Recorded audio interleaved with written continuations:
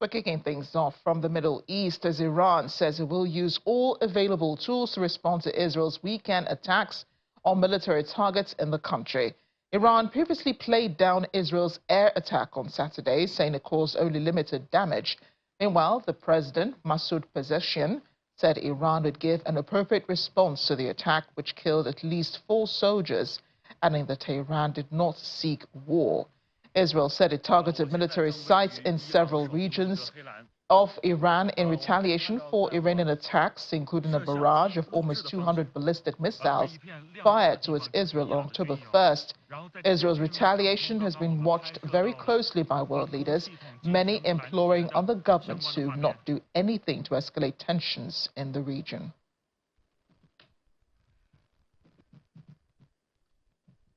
More response from Iran now, as the supreme leader, the Ayatollah Ali Khamenei, cautioned that Israel's attack on his country should not be exaggerated or downplayed, while refraining from pledging immediate retaliation.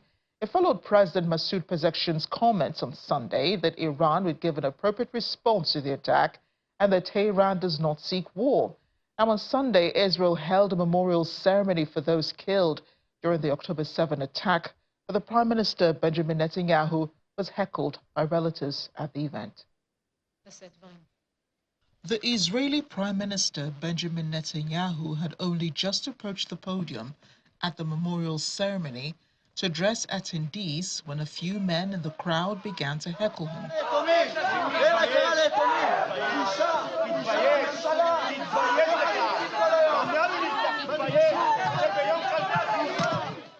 The Prime Minister looked on as the hecklers were then escorted out by security.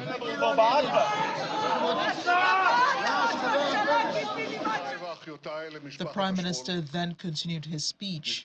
He said Israel hit hard Iran's ability to defend itself and to produce missiles when its air force struck early Saturday morning.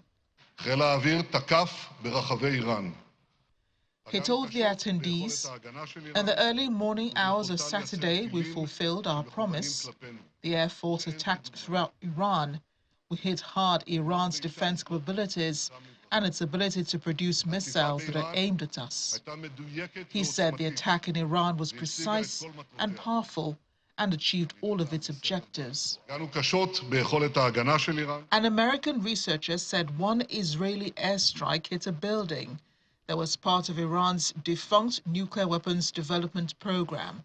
And he and another researcher said facilities used to mix solid fuel for missiles were also struck.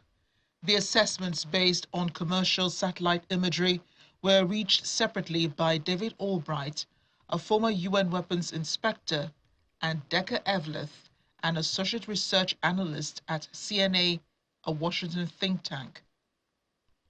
They said Israel struck buildings in Parchin, a massive military complex near Tehran. Israel also hit Khujir, according to Evlith, a sprawling missile production site near Tehran.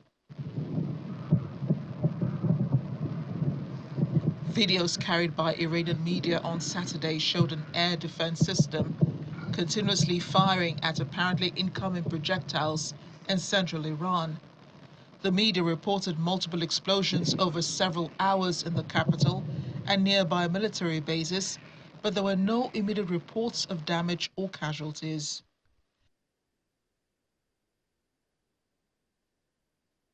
I want to bring in now international relations expert, Dr. Adoye Omale, to discuss Israel's attack and Iran's response. Dr. Omale, thank you for joining us on the program today.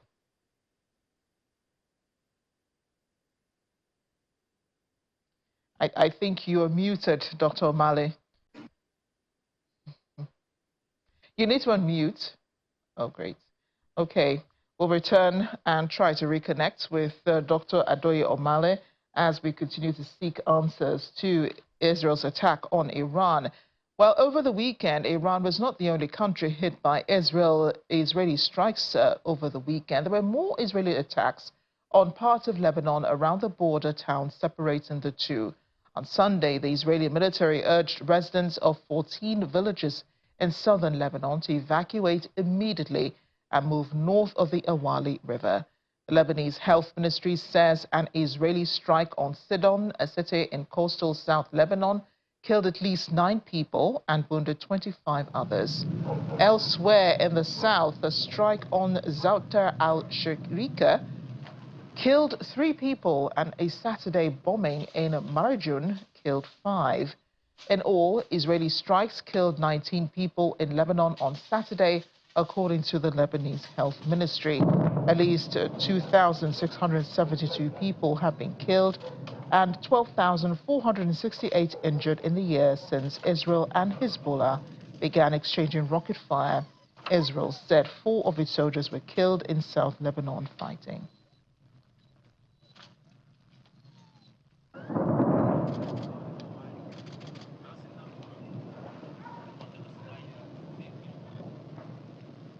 And today, the Israeli army said it had raided Gaza's hospital Kamal Adwan and captured around 100 suspected Hamas militants during the raid. It also released a video set to show the raid on the hospital. Media organization Reuters was only able to verify the location of the part of the video of Jabalia by building characters, nearby buildings, and road layouts, which matched Reuters file footage filmed at the same area. The date was not independently verified.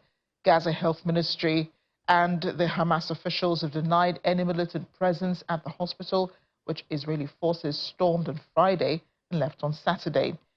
The Gaza Health Ministry said troops had detained dozens of male medical staffers and damaged the hospital, which had already been struggling to operate with heavy Israeli raids in the area. The military officials said that troops had caused limited damage to the hospital when entering it, and the soldiers also had to destroy what he described as dual-use equipment, like oxygen tanks, which, if detonated, can have harmed anyone at the complex. Let's bring in the VOA's Amy Gutman. She joins us from Tel Aviv. Amy, great to see you. Is there some relief now in Israel about the airstrikes conducted in Iran in retaliation for those Iranian attacks on October 1st? There is quite a bit of relief. Relief that is able to complete this retaliatory attack in a very clever way, in a very sophisticated way, that proved to Iran that it has superior capabilities. I mean, Israel completely took over Iranian airspace for 4 hours. And it also seriously damaged Iran's surface-to-air, long-range surface-to-air missiles, something that's going to take a good 2+ years to restore. So it made the point about what Israel is capable of and the damage it could inflict on Iran without blowing the whole situation up, no pun intended. I mean, it could have been a lot worse. They didn't attack or target any civilian infrastructure or civilian areas, no military targets, equally no nuclear sites, which was a big concern, and certainly no oil infrastructure, which the markets were very nervous about. So I think there's a real sense that this was done in the most clever way it could have been done, a very sophisticated operation, and even more so that they used 4 female fighter pilots to do so, which was another interesting element. I think there's a lot of great pride about that. Yeah, really interesting. That's the part that we missed out, the fact that there were female pilots, manning those airplanes. But about the memorial on Sunday, families of those killed in the October 7 attacks were there. A lot of them not happy with the Prime Minister. Why is that? There's a lot of anger about what they see as a lack of accountability about the government's, again, their perception of abandonment by the government and police forces of the South on October 7th. And so they're demanding a commission of inquiry. Now, this is something that is very typical in Israel. Israel, of course, is a democracy that has a very strong judiciary, and it's more than reasonable, and it's very, in fact, it's not even likely. Everyone knows that this commission of inquiry will happen. But politically, people say this is not the time. This is still a country at war that needs to complete this war and get through this, get the hostages back, first and foremost, before we can start to look back. And I think people really analysts and people in political circles feel that, yes, of course, this is important, but let's finish the mission at hand first, get the hostages home, and then we can go over what went wrong.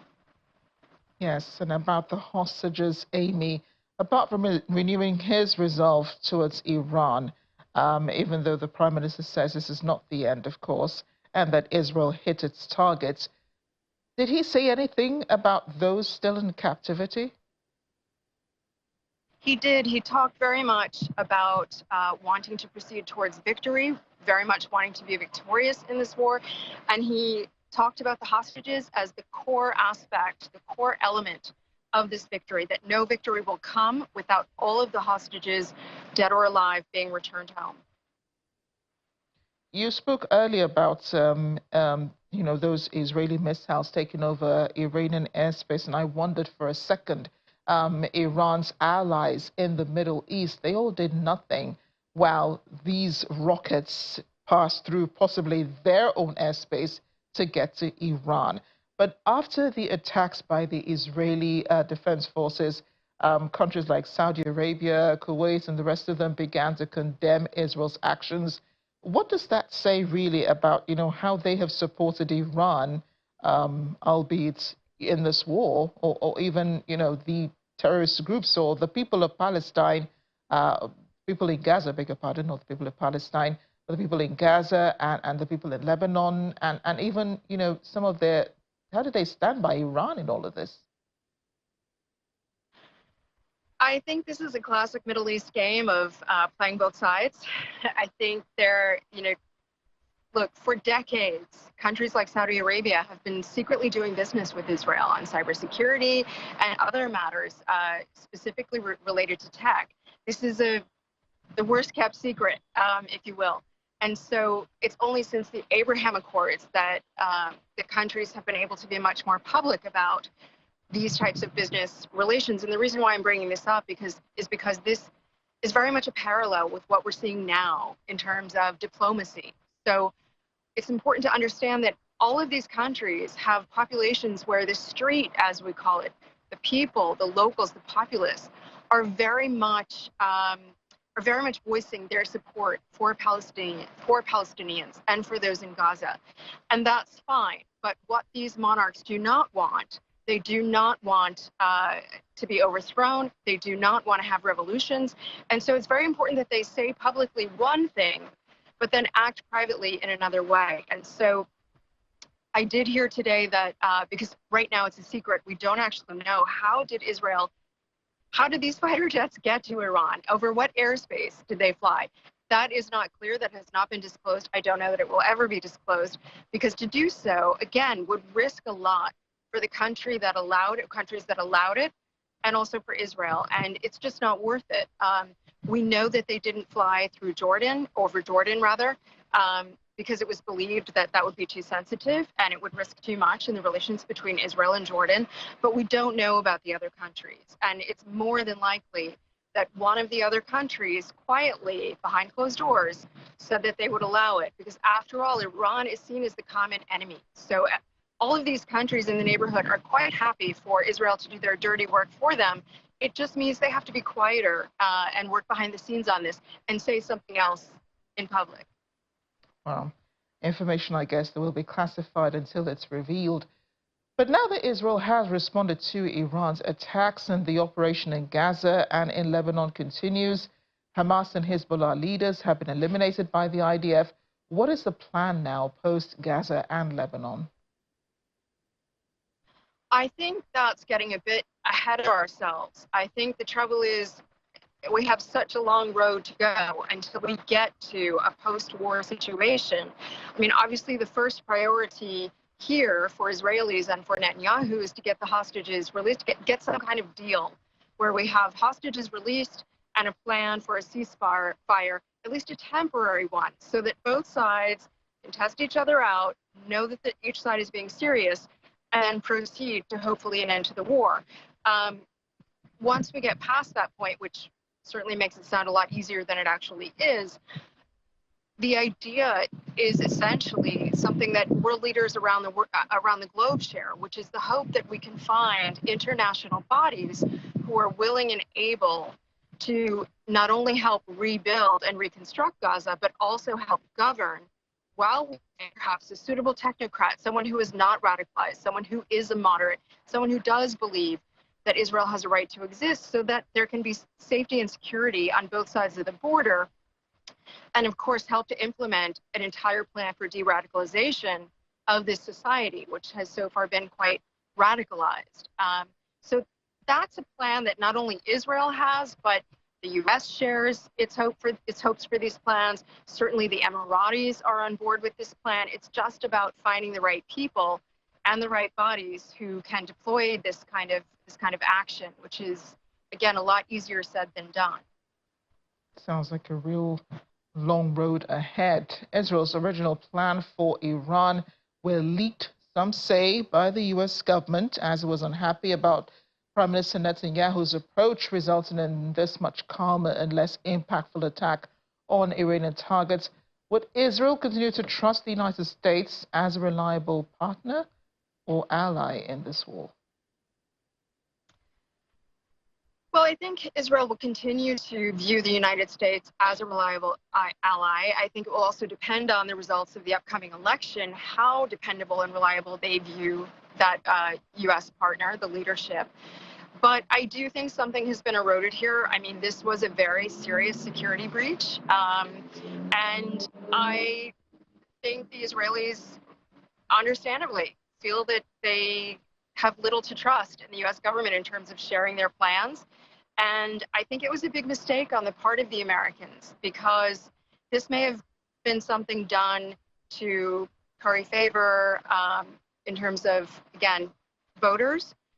But the damage it does is the Americans like having this very two-way open channel with the Israelis about what their plans are going to be. And it wouldn't surprise me if now, at least in the immediate future, Israel was much more guarded about these plans until the very last minute, with maybe just a quick call saying, we're about to do this in the next few minutes. Bye. I mean, not to be, flippant about it, but I do think it has eroded trust in a very serious way. This was a not insignificant security breach. Having said that, I think that's also why Israelis have been so amazed by the attack that was completed over the weekend, because it was, again, so completely clever and sophisticated, causing minimal damage, but the right kind of damage. Again, eroding Iran's abilities to attack Israel in certain ways, and also getting the point across that Israel was able to amazingly take control of Iran's airspace for 4 hours with Iran unable to defend itself. So I think, that's, again, that to come full circle in our conversation, that's kind of the amazing part that people feel here, is that despite these plans being leaked, it was still a very successful operation. Well, minimal damage, I think, is the key word there. Amy, thanks again for speaking with us, and do stay safe. Thank you.